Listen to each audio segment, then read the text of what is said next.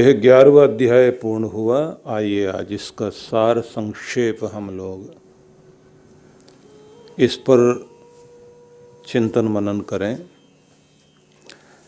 11वें अध्याय में जाने से पहले 10वें अध्याय में जहाँ भगवान की विभूतियों का वर्णन हुआ उसके संबंध में थोड़ा सा संदर्भ लेकर के समझने की कोशिश करते हैं कि सृष्टि के कण कण में बसे ईश्वर की विभूतियों को और उसके ऐश्वर्यों को देखने के बाद मन में परमेश्वर के चमत्कारी कार्यों का विशेष प्रभाव का मन पर जो असर आता है, मन जो आंदोलित होता है, वह ईश्वर की अनुभूति कराता है। मतलब ये है कि जब हम इस पूरे संसार को देखते हैं और देखते देखते जहाँ कुछ ऐसी सामान्य से विशेष चीज़ें दिखाई देती हैं तो वो परमात्मा का अद्भुत ऐश्वर्य है, उसको विभूति कहा गया। उस विभूति का दर्शन करते ही उस वैभव के स्वामी का प्रत्यक्ष होने लगता है, उसकी अनुभूति होने लगती है। और इस रूप में हम जो है सामान्य जगत में जो विशेष चीज़ें देखते हैं, जैसे नदियाँ बहुत सारी, उनमें कोई विशेष नदी दिखाई देती हो। सब नदियों में जैसे गंगा को देखा, सिंधु को देखा, या किसी अन्य नदी को देखकर आप एकदम चमत्कृत होते हैं। या फिर आप अनेक तरह के जल राशि देखने के बाद विशाल सागर को देख लेते हैं। उस सागर को देखने के बाद आपको एकदम आश्चर्य होता है, इतना सारा जल नियंत्रित करने वाला कौन और इसको इकट्ठा करता है कौन, कौन लाता है। नदियों को बहता हुआ देखकर, समुद्र की गर्जना को देखकर हमें उस मालिक की याद आने लग जाती है जो बनाने वाला है। बहुत सारे ऊंचे पर्वतों को हम देखें और देखने के बाद फिर मेरू पर्वत को देखें या फिर हिमालय के उत्तुंग शिखर को देखें तो उसके बाद आश्चर्य होता है बनाने वाले परमात्मा के विषय में। अनेक तरह के फूलों को देखने के बाद, कोई विशेष पुष्प और उसकी सुगंधि देखने के बाद हमें अंदर जो अनुभूति होती है, तो ये परमात्मा का अलग अलग बिखरा हुआ ऐश्वर्य है जिसको देखकर हम प्रभु की तरफ आकृष्ट तो होते हैं और समझ में आता है कि कोई एक शक्ति इस संसार में है जो इस पूरे संसार का निर्माण करने के साथ साथ इसका संचालन करने वाली, प्रबंधन करने वाली शक्ति है। तो विभूतियों से परमात्मा की अनुभूति होना, ये 10वें अध्याय का रूप था। अब उसके बाद अर्जुन ने ये कहा कि जड़ चेतन पर्वत नदी सागर श्री राम वासुदेव, मतलब भगवान के इन अवतारों को भी देखा, उनके संबंध में भी चर्चा हो गई। और फिर कहा कि एक दूसरा रूप भी होता है, भयंकर रूप। बहुत सारे सांपों में से किसी खास को देख लिया, डर गए।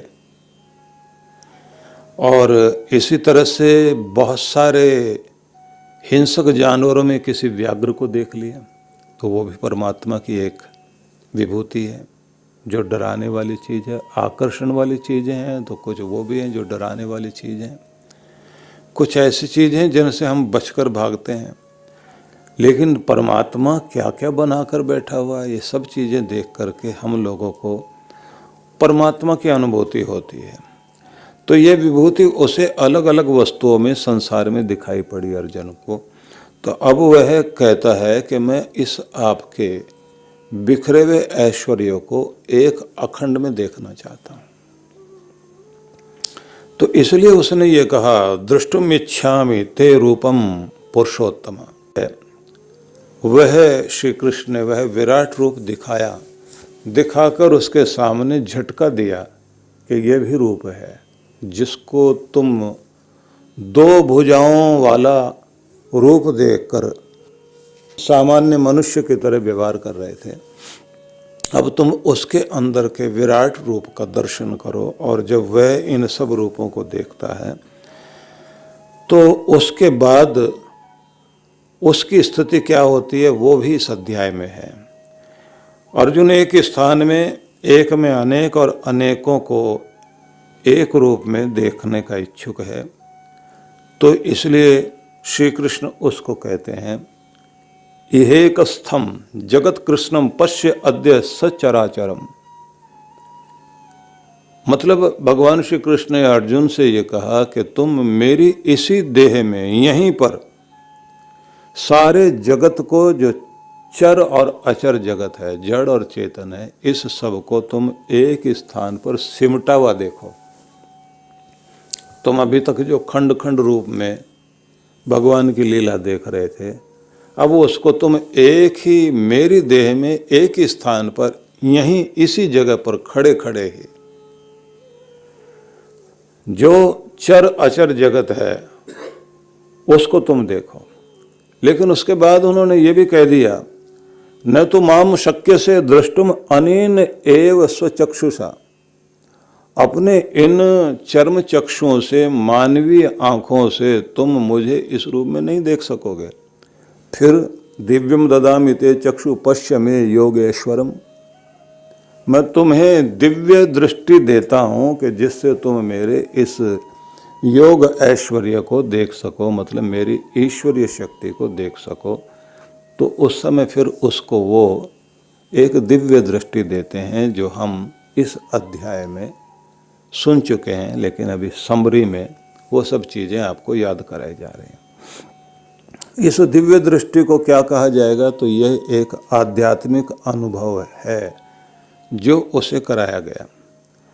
और इस तरह के अनुभव अनेक बार ध्यान में या गुरुजनों के द्वारा दी गई दिव्य दृष्टि के द्वारा व्यक्ति अपने भीतर में अनुभव करता है।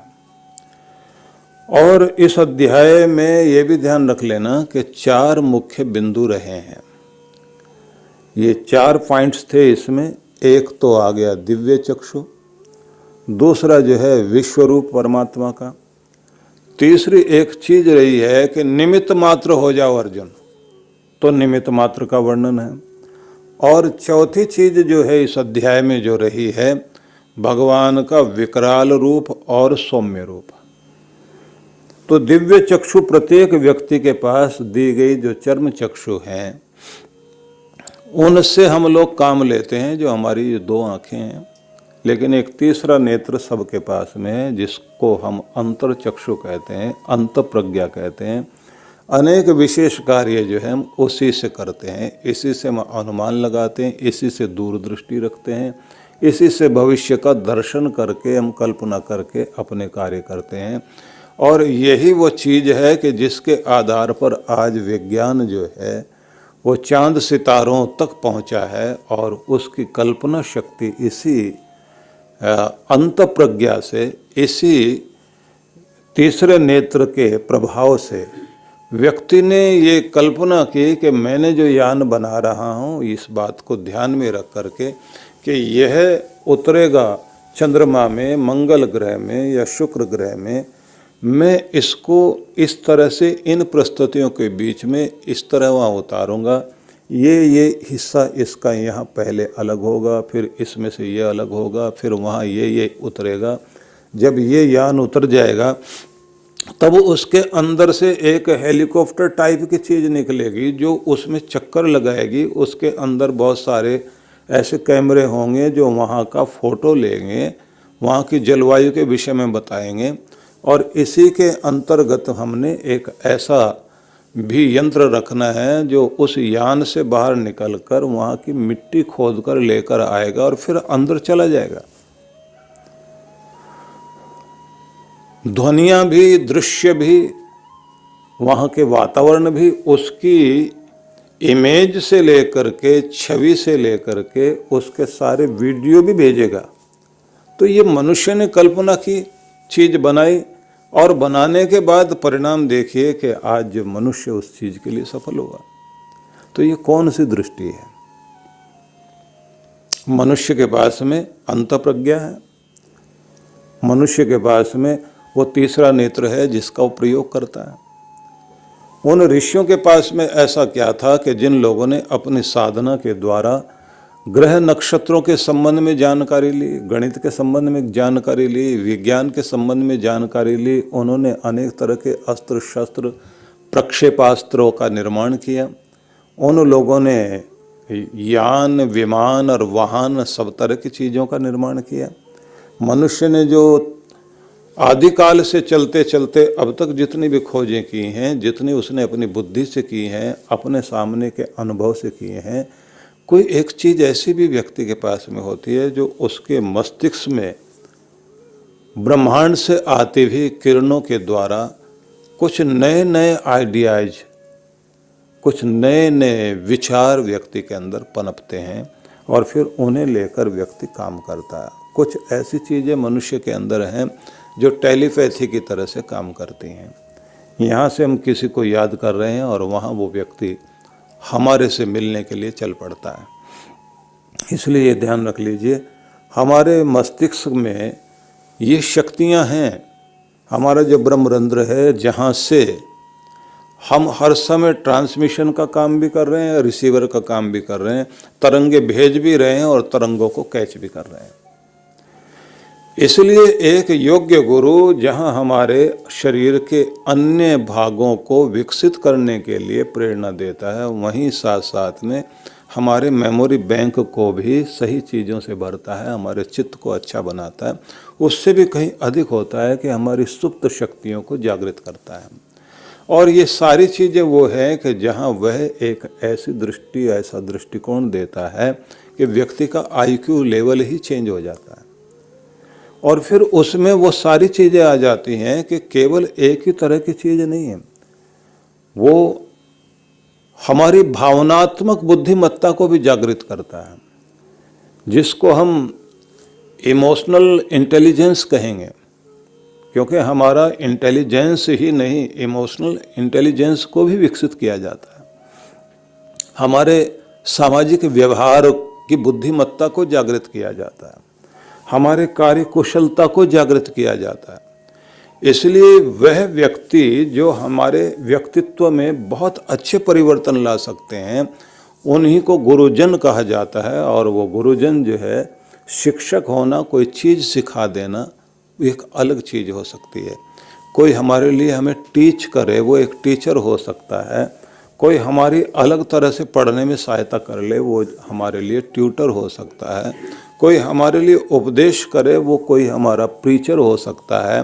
कोई हमारा सलाहकार बन के हमारे लिए जो है हित चिंतक होकर हमारा मेंटर बन सकता है। कोई हमारा गाइड बन जाए तो कोई हमारा मास्टर बन सकता है। कोई हमारे लिए डायरेक्शन देने वाला प्रेरक तत्व बन सकता है, कोई मोटिवेटर हो सकता है, किसी से हम इंस्पायर होते हैं। अब ये शब्द तो मैंने वो प्रयोग किए हैं जो सामान्य भाषा में लोग प्रयोग किया करते हैं, लेकिन अगर हम दूसरे ढंग से कहें, सबको मिलाकर एक शब्द में जोड़ दिया जाए, तो ये सारे शब्द मिलकर भी एक गुरु शब्द को पूरा नहीं कर पाते। और गुरु के द्वारा दिए गई जो चीज़ें होती हैं वो साधारण नहीं है। और यहाँ भगवान श्री कृष्ण जो है वो जगत गुरु हैं। यहाँ वो अर्जुन के सखा भी हैं और उससे पिता और पुत्र का संबंध होने के साथ साथ में, उसके सखा होने के साथ में, उसके अत्यंत प्रिय होकर भी गुरु बनकर उसकी सहायता कर रहे हैं। इसलिए उन्होंने जो है ये कहा कि मैं तुम्हें दिव्य दृष्टि देता हूँ कि जिसके द्वारा तुम जो है विराट के, विश्व आत्मा के विश्व दर्शन को करने के योग्य हो सको।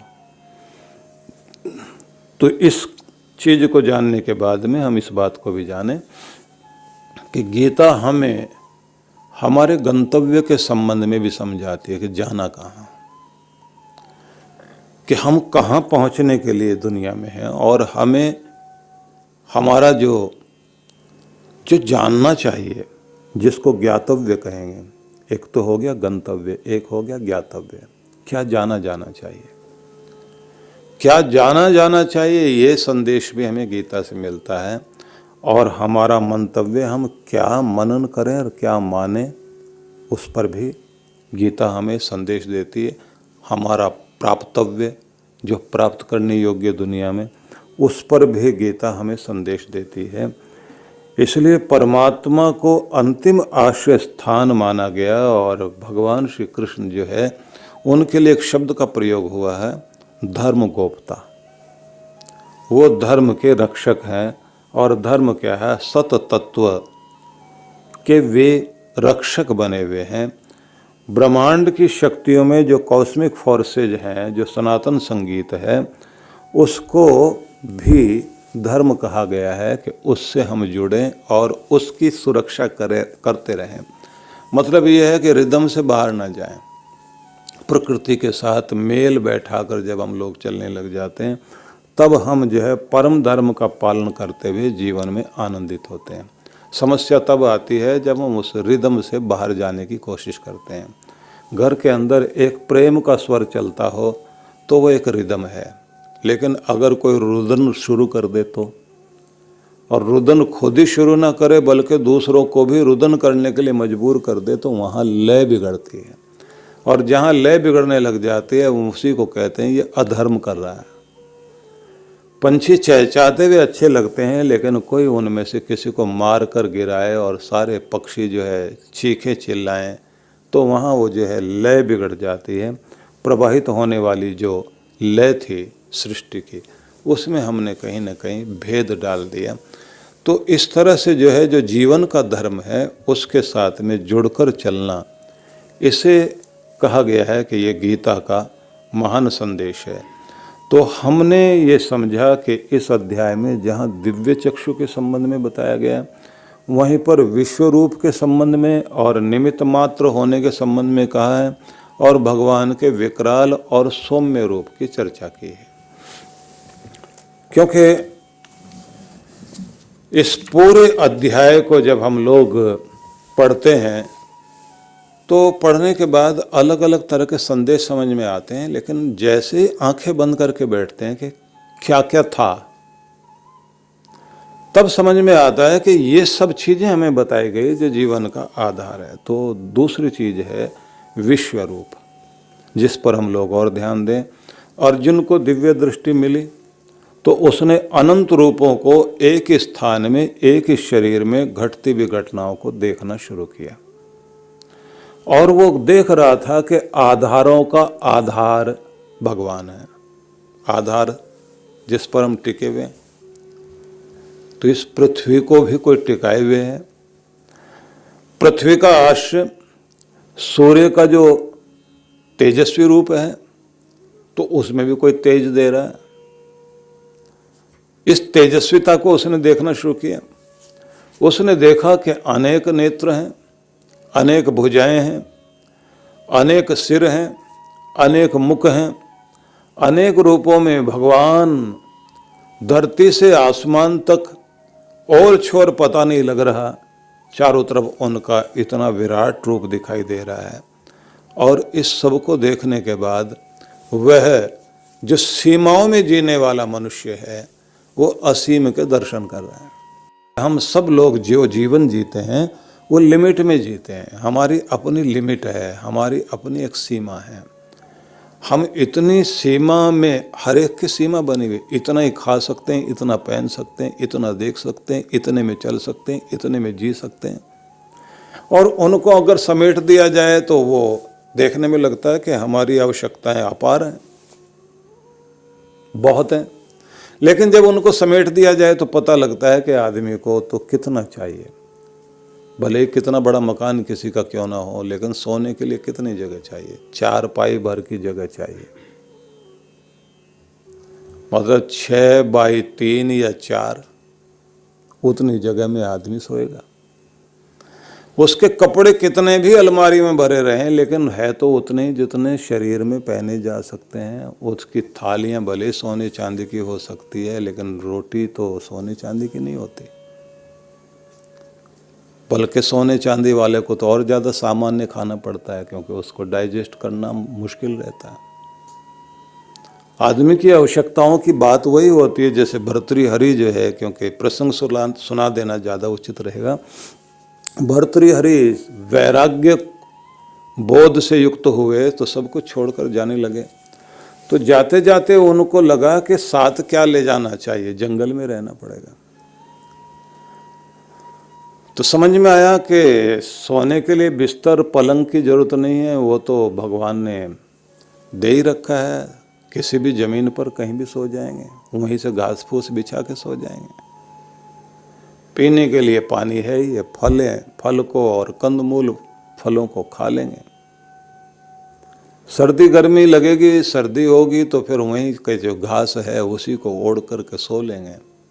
अपनी आवश्यकताएं मनुष्य बढ़ाते बढ़ाते इतनी बढ़ा लेता है कि उसकी कोई सीमा नहीं होती, और घटाना चाहे तो सब कुछ घटा सकता है, लेकिन उसके बाद उनकी बुद्धि एक जगह आके अटक गई। उन्हें लगा बाकी तो सब ठीक है, लेकिन लेटे समय हमें आदत है तकिया जरूर होना चाहिए। अगर तकिया नहीं है तो फिर तो बड़ी समस्या हो जाएगी, क्योंकि रात में हमारे लिए जो हमारा सिर ठीक से टिका रहे तो हमको नींद अच्छी आएगी। उन्होंने कहा सारी चीज़ें तो छोड़ दी, तकिया साथ चलते हैं, बगल में दबा लिया। उसके बाद उन्होंने कहा कि भाई और सारी चीज़ें ठीक है, पानी पीना भी पड़ेगा और बर्तन भी चाहिए आदमी को। इतना तो चाहिए, एक ऐसा बर्तन लोटे टाइप का हो जाए, थोड़ा सा चौड़ा हो, बस उसी में खा भी लेंगे और उसी में पानी वानी पी लेंगे। और जो है बात इतनी नहीं है, क्योंकि बार बार साधना करने के बाद प्यास लगे आदमी को रात में दिन में, तो उठ के जाना पड़ेगा, तो पानी तो चाहिए ना। और पानी जो है वो इकट्ठा करके रखना होता है, पास में रखा हुआ हो, हाथ धोने, मुंह धोना, पानी पीना है, तो एक बर्तन तो चाहिए। तो हाथ में एक उन्होंने बर्तन ले लिया, समझ लीजिए एक लोटा पकड़ लिया और एक तकिया लेकर के चल पड़े। बड़े आनंद में है कि हमने सब कुछ छोड़ दिया है, अब हमारा जो है संसार की वस्तुओं के ऊपर आदमी टिका रहता है। आज हम सब चीज़ें छोड़ करके और त्यागी बन करके, वैरागी बन करके परमात्मा को पाने के लिए चलें, क्योंकि बिना कुछ छोड़े तो उसको पाया नहीं जा सकता। अब ऐसा सोचकर चले हैं। जंगल की तरफ जाते जाते उन्होंने जंगल के पास के जो खेत थे, थोड़े गांव से दूर वाले खेत, वहाँ कुछ किसानों को मेहनत करते हुए देखा। तो देखा कि एक आदमी जो है वो सेठ को तो देखा था कि उसकी थाली भी है, कटोरी भी है, गिलास भी है, चम्मच भी है, तरह तरह के बर्तन हैं, अलग अलग सब्जियों के बर्तन हैं, मिठाई के लिए बर्तन है। एक ऐसे आदमी को देखा और उसके बाद में वो आगे गए तो एक किसान को देखा, उसके पास कोई बर्तन नहीं है। उसने अपनी पत्नी से कहा कि रोटी के ऊपर थोड़ी सब्जी रख दो, और एक हाथ में उसने वो रोटी पकड़ी और दूसरे हाथ से उसने खाना शुरू किया। बर्तरिया उससे पूछ रहे हैं कि तुम्हारी कटोरी कहाँ है? बोले बस यही कटोरी है। बोले थाली? बोले थाली भी यही है। बोले चम्मच? बोले चम्मच भी यही। बोले पकड़ने वाली कोई चीज़? बोले ये पकड़ने वाली चीज़ है। अच्छा ये तो चलो ठीक हो गया, और पानी पीना होगा? बोले ऐसे कर लेंगे, अंजलि बना लेंगे। अब कोई बर्तन चाहिए आपको? बोले बर्तन बिल्कुल नहीं चाहिए। बैठे बैठे अगर प्यास लगे और आदमी को जो है रखा हुआ हो बर्तन में पानी, तो वो आदमी पी सकता है आसानी से। बोले ये आलसियों की बातें हैं, इस बहाने से थोड़ा चलेगा, मूड ठीक होगा, जाके पी के आएगा, सारा दिन क्या ऐसे ही बैठे रहेंगे? हमने चलना छोड़ दिया, मूर्खता की बातें हैं। भर्तृहरि बहुत जोर से हंसे, उन्होंने उठा के लोटा फेंक दिया। किसान ने भी वो नहीं उठाया, उसने कहा मुझे जरूरत ही नहीं है। आगे गया तो उसने देखा लक्कड़ काट करके एक जो है लक्कड़हारा सोया पड़ा हुआ है, और उसने अपनी कोहनी को मोड़कर अपने सिरहाना बना करके लेटा हुआ है। अब इनको समझ में आया कि कोहनी मोड़ कर भी सिर के पीछे लगा ली जाए तो तकिया का काम तो करती है। ये कहाँ तकिया लेकर घूमेंगे, और उसके बाद इसको धोना, साफ करना, तकिया खराब ना हो जाए, फिर किसी से मांगने जाएंगे। और उसके बाद उन्होंने सारी चीज़ें छोड़ दी, और छोड़ने के बाद उन्होंने कहा मनसी च परितुष्टे को अर्थवान को दरिद्र। जिसका मन संतुष्ट हो गया उससे बढ़कर अमीर कोई नहीं है, और जिसका मन संतुष्ट नहीं है उससे बढ़कर गरीब कोई नहीं है। तो व्यक्ति जब त्यागने लग जाता है तो सारी चीज़ों का परित्याग कर देता है, और जब जोड़ने लग जाए तो उसे लगने लग जाता है कि उसके पास में कम है। इसलिए जिनके पास बहुत ज़्यादा है उनको यही लगता रहता कम है, दूसरों की तुलना करने लग जाता है, अगर इतना होता तो मैं कितना खुश होता। जिंदगी के साथ में यही जुड़ा रहता है। तो इसलिए हम लोग जो है और ज़्यादा व्याख्या में न जाकर सार में चल रहे हैं कि भगवान ने अर्जुन को विश्व रूप दिखाया और दिखाते दिखाते अर्जुन उस स्थिति में पहुंच गया जहां उस एक सीमा में जीने वाले को असीम के दर्शन हुए। क्योंकि हम लोग सब लिमिट में जीने वाले लोग हैं, हमारी आवश्यकता कहने के लिए बहुत होती हैं, लेकिन कुछ भी हम कर लें हम लोग हैं लिमिट वाले ही लोग। और परमात्मा वो है कि जिसके पास इतना सब कुछ होने के बाद भी शिव जी का रूप दिखाया जाता है ना, जो सबको सब कुछ देते हैं लेकिन खुद जो है खाली हाथ घूम रहे हैं। नहीं तो अपने साथ में जो है बहुत सारी बैलगाड़ियाँ और सारा सामान वामान लदवा करके लेके जाएं। सबको महल देते हैं लेकिन खुद महल में नहीं रह रहे हैं, और वहाँ जाकर बैठ गए हैं जो असली बस्ती है, जहाँ आखिर में जाके आदमी बसता है, मतलब वो अंतिम स्थान। तो वो दर्शाने का मतलब केवल इतना ही है कि ये वस्तुओं का लगाव और ये सारी चीज़ें मनुष्य के लिए हैं। परमात्मा के पास तो सब कुछ है, वो देता भी है और वापस भी करता है। तो इस सारे रूप को देखने के बाद अर्जुन जो है अनेक भुजाओं को, अनेक नेत्रों को, अनेक मुखों को, अनेक सिरों को एक ही शरीर में समस्त चर अचर जगत को घूमता हुआ देखता है। और इसे देखने के बाद वो बहुत आश्चर्यचकित है, क्योंकि पिंड में ब्रह्मांड और ब्रह्मांड में पिंड, कण के अंदर पूरी पूरी सृष्टि बसी हुई है। एक छोटे से बिंदु में पूर्ण सिंधु है। अब इसी को हम अगर देखें तो ये जो विश्व दर्शन है, विराट का दर्शन, ये वेदों में, क्योंकि वेद जो है लाखों करोड़ों साल पुराने, गीता जो आई है वो 5,500 वर्ष पहले आई है। तो वेदों में क्या है, विश्वतस् चक्षुरुत विश्वतो मुख विश्वतो बाहो रुत विश्वतस् पात, पाठ किया जाता ना, स बाहुभ्याम धमति स पतत्रैर द्यावा भूमि जनयन देव एक देव एक परमात्मा।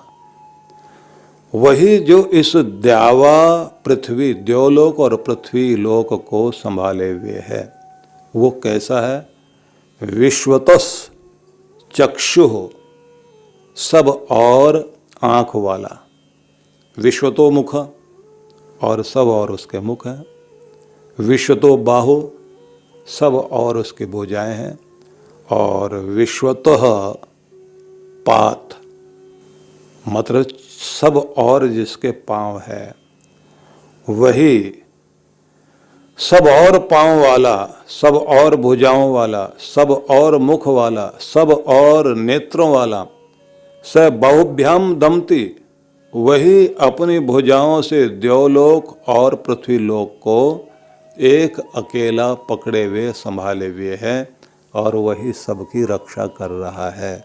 उसी को फिर हम लोग पाठ करते हैं जब सहस्वीर्षा पुरुषा सहस्राक्ष सहस्रपात, यहाँ भी वही कहा, हजारों हजारों सिरों वाला, आँखों वाला, मुख वाला, वह परमात्मा चारों तरफ है। और वही है अत्यतिष्ठ दशांगुलम, इस सब के बाहर भी वही ठहरा हुआ है, और वही हमारे अंतर में भी है और वही हमारे बाहर भी है।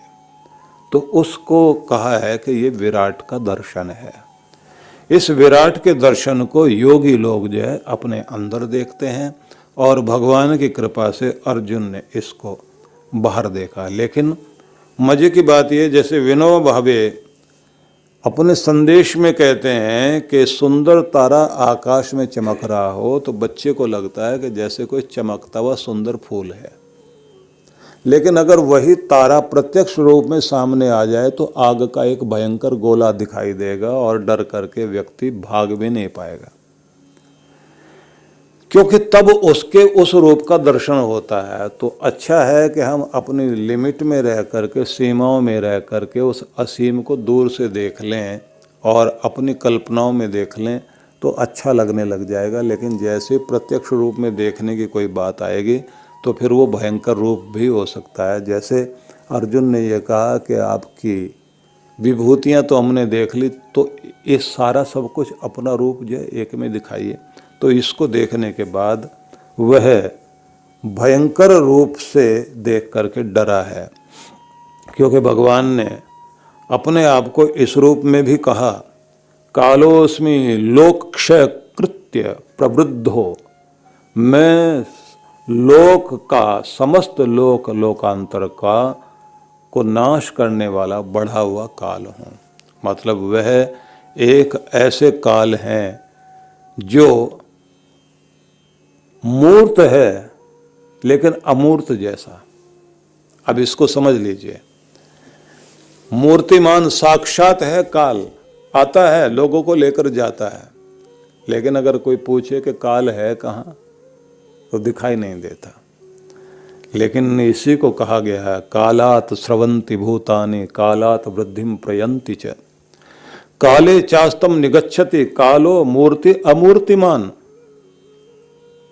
काल से ही जगत उत्पन्न हो रहा है, उसी से समस्त प्राणी वृद्धि प्राप्त कर रहे हैं और उसी में सब शामिल हो रहे हैं, उसी में जा रहे हैं। काले चास्तम निगच्छति, सभी उसी के अंदर समाप्त भी हो जाते हैं, और समाप्त करता हुआ काल मूर्तिमान है, और वैसे देखा जाए तो अमूर्त जैसा है, दिखाई नहीं देता। ये अद्भुत रूप है उसका।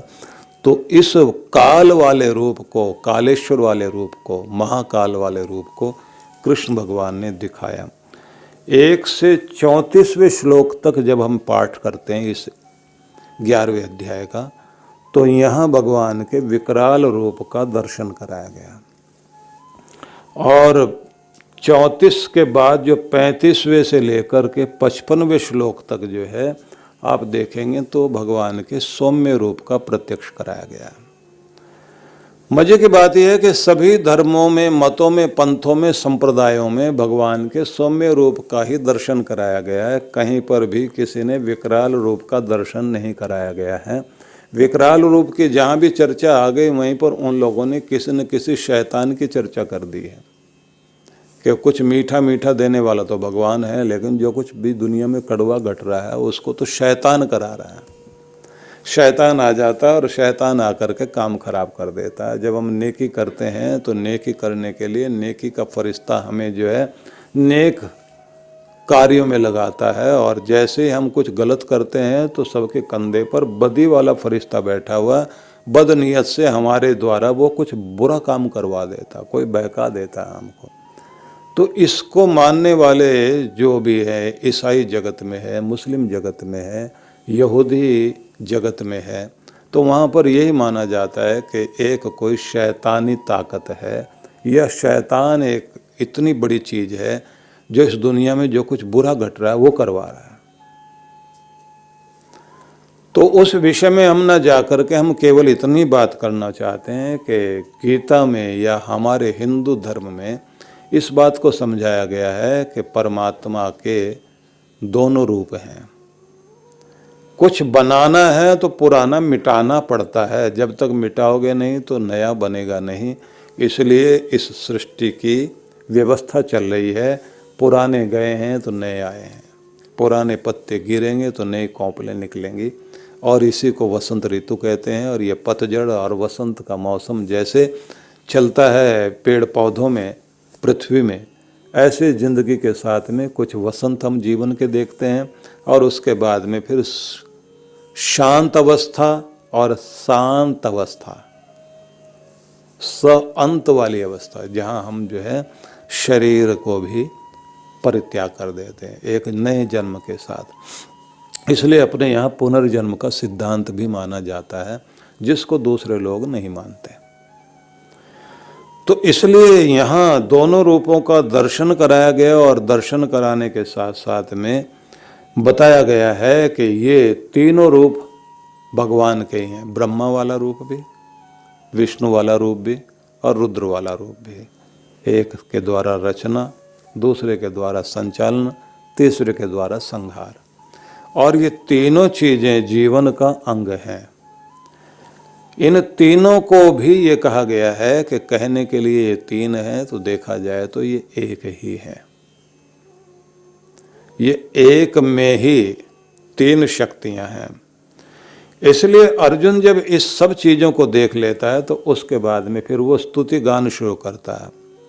त्वमादिदेव पुरुष पुराण, ये सारी महिमा जो उसने गाई है, त्वमादिदेव पुरुष पुराणस्तम अस्य विश्वस्य परम निधानम, तो ये सारी महिमा गाने के बाद कि आदिदेव आप ही हैं, सनातन पुरुष आप ही हैं, इस समस्त विश्व के आश्रय आप ही हैं, तब वो ये भी कहता है नम पुरस्तात, सामने से भी आपको प्रणाम करता हूँ, पीछे से प्रणाम करता हूँ।